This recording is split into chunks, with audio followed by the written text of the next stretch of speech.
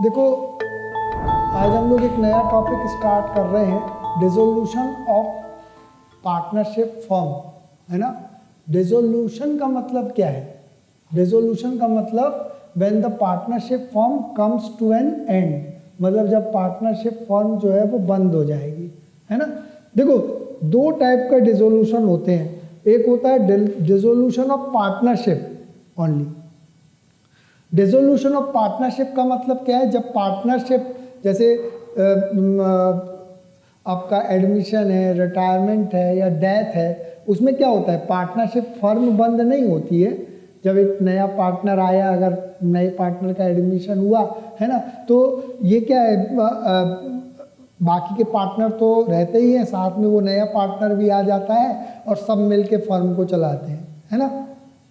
Retirement हुआ तो एक पार्टनर रिटायर हुआ या एक पार्टनर की डेथ हुई, तो बाकी के पार्टनर, जो रिमेनिंग पार्टनर है, वो पार्टनरशिप फर्म को एज इट इज कंटिन्यू कर रहे हैं, है ना। तो ये क्या कहलाता है? रिकंस्टिट्यूशन ऑफ पार्टनरशिप फर्म, है ना। तो यहाँ पे इसको क्या कहेंगे? डिसोल्यूशन ऑफ पार्टनरशिप या रिकंस्टिट्यूशन ऑफ पार्टनरशिप फर्म, ठीक है ना। लेकिन डिसोल्यूशन ऑफ पार्टनरशिप फर्म का मतलब होता है जब पार्टनरशिप फर्म बंद हो जाए, है ना। पार्टनरशिप फर्म बंद होगी मतलब क्या है? पूरी की पूरी एसेट्स बिकेंगी, लायबिलिटीज़ का पेमेंट किया जाएगा और बाकी का पैसा जो है वो पार्टनर्स को दे दिया जाएगा, है ना। क्योंकि यहाँ पे क्या हो रहा है? पार्टनरशिप फर्म बंद हो रही है ना। तो इसलिए इसको क्या कहेंगे? साझेदारी की समाप्ति, है ना। साझेदारी फर्म की समाप्ति, यहाँ पे साझेदारी फर्म की समाप्ति अपने को पढ़नी है। तो अपन देखो, डिसोल्यूशन ऑफ पार्टनरशिप फर्म का मतलब समझ में आया तुम लोगों को? When the partnership firm comes to an end, है ना, ठीक। तो अब क्या क्या कारण होते हैं जिनके कारण पार्टनरशिप फर्म जो है वो बंद होती है? मोड्स ऑफ डिसोल्यूशन, है ना। डिसोल्यूशन कब कब होता है पार्टनरशिप फर्म का? पहली बात ये है ना, जैसे बाय म्यूचुअल एग्रीमेंट, सब पार्टनर्स ने अगर सपोज दैट पहले से ही डिसाइड किया हुआ था कि हम 10 साल तक पार्टनरशिप फर्म चलाएंगे और उसके बाद में पार्टनरशिप जो है वो बंद कर देंगे, है ना, तो म्यूचुअल एग्रीमेंट, ठीक है ना। कंपलसरी डिसोल्यूशन, जब जरूर अनिवार्य समापन जिसको कहा जाता है, ठीक है ना। कंपलसरी डिसोल्यूशन व्हेन वन और मोर पार्टनर्स आर इंसॉल्वेंट, जब एक या एक से अधिक पार्टनर इंसॉल्वेंट हो जाए, मतलब दिवालिया हो जाए, या when business of the firm become unlawful, मतलब अगर इलीगल आप बिजनेस करोगे तो ऑब्वियसली आपको कोर्ट के द्वारा या तो डिस्क्वालीफाई कर दिया जाएगा। तो वो सब क्या है? कंपलसरी डिसोल्यूशन में ही आता है, ठीक। थर्ड होता है on the happening of an event, यदि कोई इवेंट ऐसी हो जब पार्टनरशिप फर्म को बंद करना जरूरी हो जाए, जैसे डेथ, अगर किसी पार्टनर की डेथ हो गई, बाकी के पार्टनर नहीं चाह रहे हैं कि हम फर्म को चलाएं, तो उस कंडीशन में क्या है? पार्टनरशिप फर्म जो है वो डिसोल्यूशन हो जाएगा उसका, ठीक। लैप्स ऑफ टाइम पीरियड, मैंने बताया ना, टाइम पीरियड लैप्स हो गया, जितने समय के लिए एग्रीमेंट हुआ था वो समय खत्म हो गया, पार्टनर्स चाह भी नहीं रहे हैं कि हम आगे फर्म को और कंटिन्यू करेंगे, ठीक है ना। इंसॉल्वेंसी ऑफ एनी पार्टनर, यदि कोई पार्टनर, एक या एक से अधिक पार्टनर इंसॉल्वेंट हो जाए, है ना, उस कंडीशन में भी ये जो है वो पार्टनरशिप फर्म बंद होने के लिए जो है एक रीज़न हो सकता है, ठीक है ना। सिमिलरली कभी कभी कोर्ट ये डिसाइड करता है कि अब पार्टनरशिप फर्म को बंद कर दिया जाएगा, डिसोल्यूशन बाय कोर्ट, है ना, ठीक। जैसे इंसैनिटी ऑफ पार्टनर, इंसैनिटी का मतलब क्या होता है? यदि कोई पार्टनर पागल हो जाए, है ना, ठीक, या आपका पार्टनर जो है वो अनसाउंड माइंड जिसको कहा जाता है ना, ठीक। इसी प्रकार से permanent incapacity of a partner, यदि कोई पार्टनर जो है वो परमानेंटली इनकैपेबल हो जाए कि वो पार्टनरशिप फर्म में काम ही नहीं कर सकता है ना, ठीक। और उस कंडीशन में बाकी के पार्टनर चाह रहे हैं कि पार्टनरशिप फर्म को क्या कर दिया जाए? डिसॉल्व कर दिया जाएगा, ठीक है ना। मिसकंडक्ट ऑफ एनी पार्टनर, ठीक है ना, यदि कोई पार्टनर मिसकंडक्ट करता है, पार्टनरशिप फर्म के रूल्स एंड रेगुलेशंस को तोड़ता है, उस कंडीशन में भी पार्टनरशिप फर्म को डिसॉल्व किया जा सकता है, ठीक है ना। तो ये मैंने तुम लोगों को रीजंस ऑफ डिसोल्यूशन बतलाए। एग्जामिनेशन में जैसे क्वेश्चन आता है that what is dissolution of partnership firm, and what are the modes of dissolution of partnership form. तो इसमें अपन लिख सकते हैं कि पार्टनरशिप फॉर्म की समाप्ति क्या है और उसके क्या क्या कारण हो सकते हैं। तो उसमें अपन ये सब चीज़ें तुम लोग जो है ये सब चीज़ें पूरा का पूरा लिख सकते हो, ठीक है ना। समझ में आ गई बात। अब देखो नेक्स्ट पार्ट में हम लोग इसके अकाउंटिंग ट्रीटमेंट पढ़ेंगे कि जब पार्टनरशिप फर्म बंद होती है तो उस कंडीशन में उसका अकाउंटिंग ट्रीटमेंट क्या होगा। देखो अकाउंटिंग ट्रीटमेंट कहने का मतलब क्या है, पार्टनरशिप फर्म बंद हो रही है तो अगर अपन जनरल वे में बात करें तो प्रैक्टिकली क्या होगा, एसेट्स से जो पार्टनरशिप फर्म की एसेट्स हैं उनको बेचा जाएगा, उनसे जो पैसे आएंगे उससे अपन क्या करेंगे, आउटसाइड लायबिलिटीज़ का पेमेंट करेंगे और बाकी का जो पैसा बचेगा वो पार्टनर्स के बीच में बांट दिया जाएगा। नॉर्मली तो यही होगा, ठीक है ना।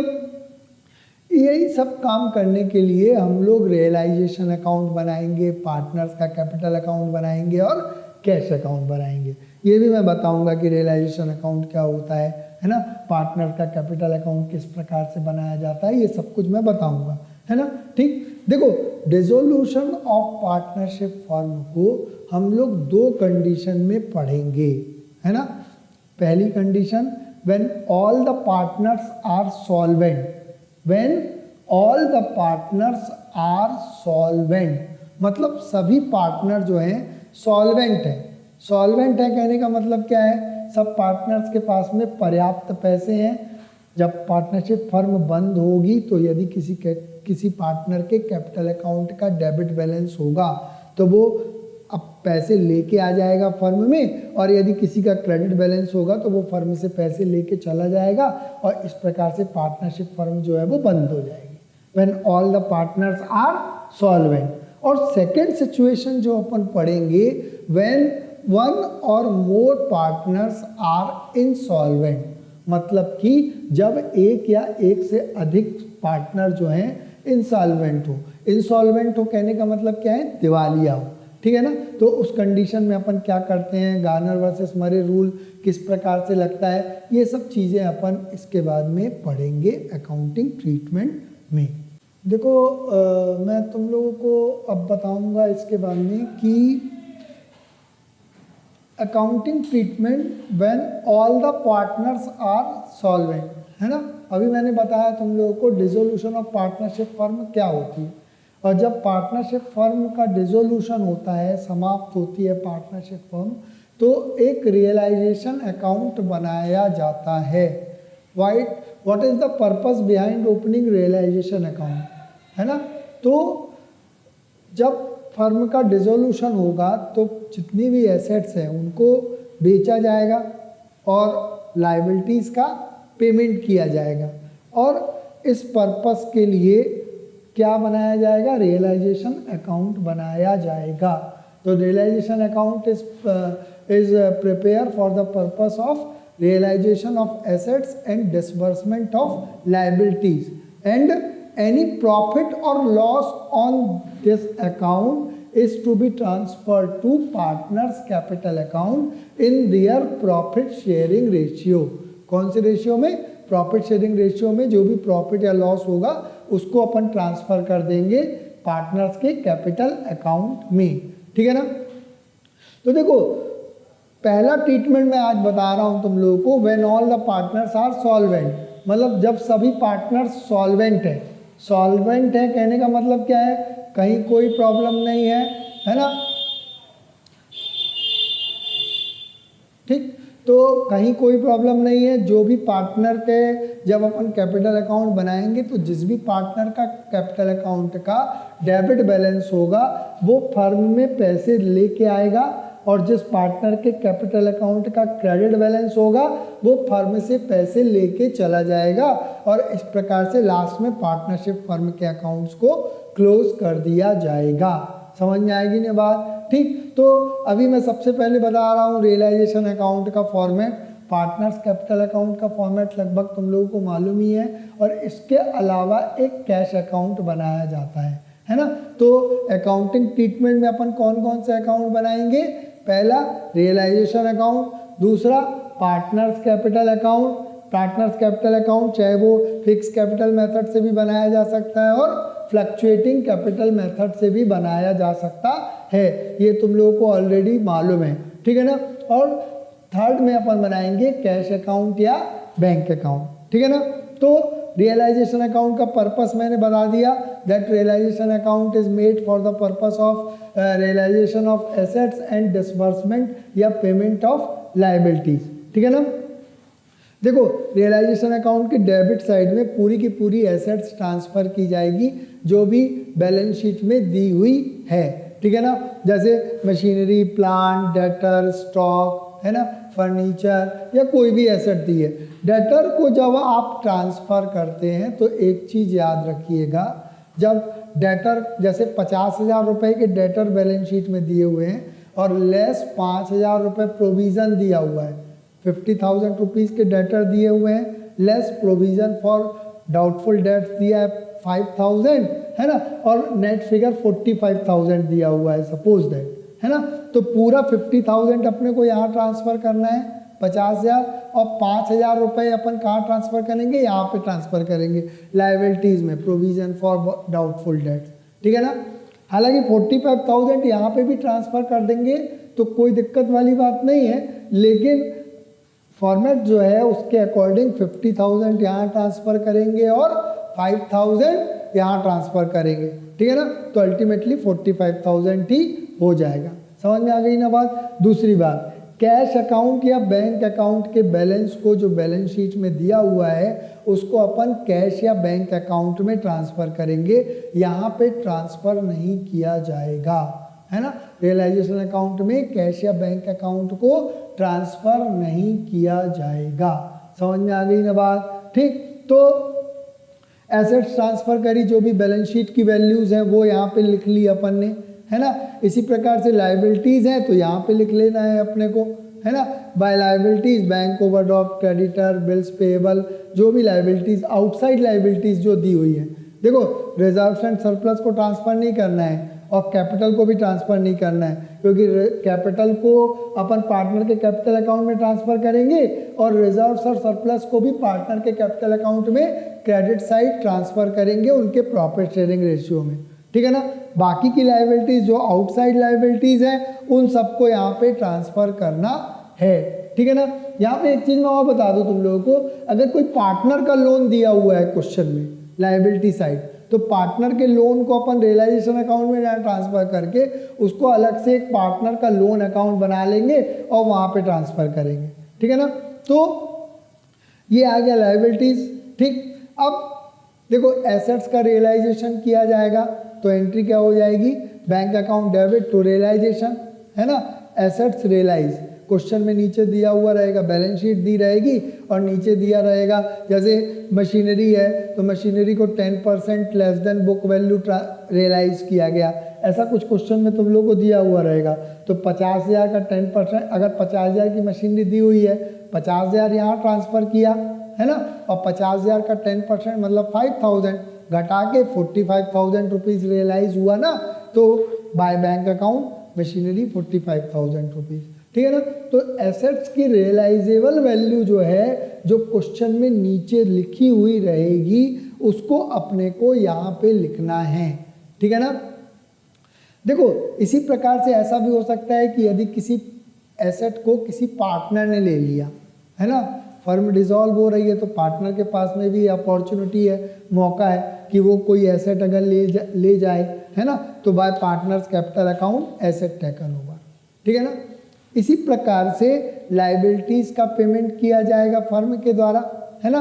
तो यहाँ पे देखो टू बैंक अकाउंट लायबिलिटी का पेमेंट, लायबिलिटी पेड अगर फर्म के द्वारा किया जा रहा है, और यदि किसी लायबिलिटी को पार्टनर के द्वारा ले लिया जा रहा है तो to partners capital account liability taken होगा, ठीक है ना।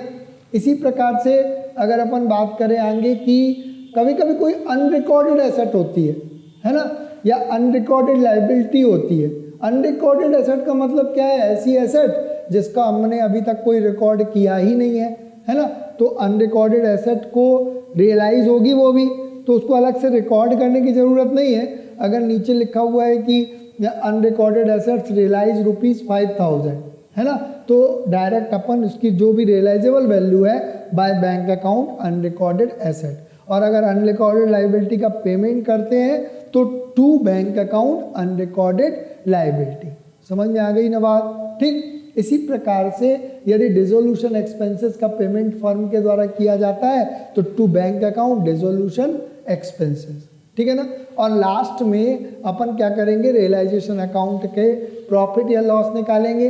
प्रॉफिट या लॉस निकालने के लिए तुम लोगों को मालूम है इसके टोटल में से इसको घटाया, ठीक है ना, और जो भी अगर credit balance is more than debit balance then there will be profit otherwise loss, and this profit or loss will be transferred to partners capital account in their profit sharing ratio। समझ में आ गई ना बात, ठीक। तो अगर profit आया है तो इस साइड आएगा, अगर लॉस आया है तो इस साइड आएगा। टू पार्टनर्स कैपिटल अकाउंट मैंने लिख दिया है प्रॉफिट ऑन रियलाइजेशन, उसके किसके पार्टनर्स के प्रॉफिट शेयरिंग रेशियो में इसको ट्रांसफर कर देना है, ठीक है ना। ये मैंने बताया तुम लोग को रियलाइजेशन अकाउंट। इसके अलावा क्या बनाया जाएगा, एक पार्टनर्स का कैपिटल अकाउंट बनाया जाएगा। पार्टनर्स के कैपिटल अकाउंट का फॉर्मेट लगभग तुम लोगों को मालूम है ना। क्रेडिट साइड में क्या क्या आएगा, opening balance of capital, reserves, और रिजर्व्स में जो भी हिस्सा है उसको अपन लिखेंगे क्रेडिट साइड ही, है ना, ठीक। इसके अलावा आपका अगर किसी पार्टनर ने, है ना, ठीक, कोई एसेट्स ली है या लाइबिलिटीज़ का रीपेमेंट किया है किसी पार्टनर ने तो वो भी पार्टनर के कैपिटल अकाउंट में आएगी, है ना, ठीक। और अगर ड्राइंग्स है तो उसको डेबिट साइड लिखेंगे, और लास्ट में जो भी पार्टनर कैपिटल अकाउंट का बैलेंस है उसको कैश अकाउंट या बैंक अकाउंट में ट्रांसफ़र कर देंगे, है ना। और लास्ट में फाइनली अपन एक कैश या बैंक अकाउंट बनाएंगे और उससे अपन क्वेश्चन को जो है वो अपन एंड कर देंगे। समझ में आ गई ना बात, ठीक। इसके बाद में मैं तुम लोगों को बताऊंगा व्हेन वन और मोर पार्टनर्स आर इंसॉल्वेंट, तो उस कंडीशन में क्या किया जाता है, गार्नर वर्सेस मरे रूल क्या होता है, ये सब कुछ मैं तुम लोगों को इसके बाद में बतलाऊंगा, ठीक है ना। ओके।